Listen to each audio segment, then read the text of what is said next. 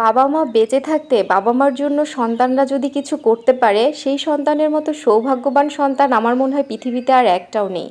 তো আমারও খুব ইচ্ছা আমি যদি কখনো সফল হই আমার বাবা মার জন্য সেই ছোট্ট ছোট্ট জিনিসগুলো করব যেগুলো আমার করতে ইচ্ছে করে। এখনও হয়তো করা যায় কিন্তু নিজের যোগ্যতায় করার মধ্যে শান্তি অন্যরকম। আর এই দেখেন পিকুর জন্য ক্যাট ফুড নিয়ে আসা হয়েছিল, ওর তো ক্যাট ফুড অনেক পছন্দ। আর এরকম পাগল হয়ে যাবে যখন আমরা ক্যাট ফুড প্যাকেট থেকে ঢালবো। তো ওই দিন বাজারে গিয়েছিলাম, সাথে এই যে কয়েকটা জিনিস কিনেছি।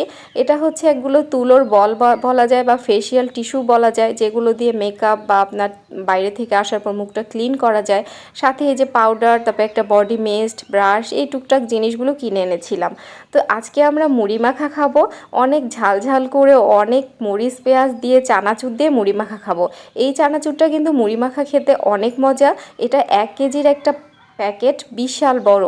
তো ওই দিন অনেক মরিচ পেঁয়াজ কেটেছিলাম, সাথে অনেকগুলো চানাচুর দিয়েছিলাম, সাথে মুড়ি দিয়ে, আর এই যে দেখেন প্রাণের যে ডাল ভাজাটা আছে না এটা দিয়েছি, আর সাথে কিছু মিষ্টি বিস্কিট।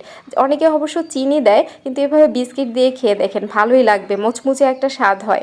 তো আমরা তো এভাবে মাঝে মাঝে খাই, মুড়ি মাখা আমাদের অনেক পছন্দ। তো আমাদের তো মুড়ি মাখা যেভাবেই হোক খেতে ভালোই লাগে। বাহিরে ঘুরতে গেলেও দেখা যায় রাস্তায় যদি মুড়ি মাখা পাই আমরা কিনে খাই। তো বেশি করে সরিষার তেল দিবেন, আমাদের সরিষার তেল শেষ হয়ে গিয়েছিল তাই বেশি দিতে পারিনি।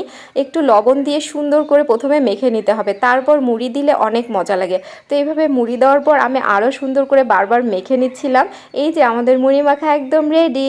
তো অনেক মজা হয়েছিল, মুড়ি মাখা খেতে তো ভালোই লাগে, তো যেমনই হোক ভালো লাগছে। তো তারপর এই দেখেন টাটকা টাটকা এই পেয়ারাগুলো কিনে আনা হয়েছিল।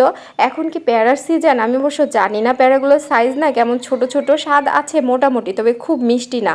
তো এই দেখেন টাটকা কি সুন্দর আঙ্গুর কিনে আনা হয়েছিল, সাথে আপেল, কলা। আমার তো ফলমূল খেতে অনেক ভালো লাগে, তাই মাঝে মাঝে ফলমূল খাওয়ার চেষ্টা করি। কিন্তু বাজারে যা ফলমূলের দাম, অনেকেই তো কিনতেই পারে না। আসলেই বাজারে এত দাম কেন?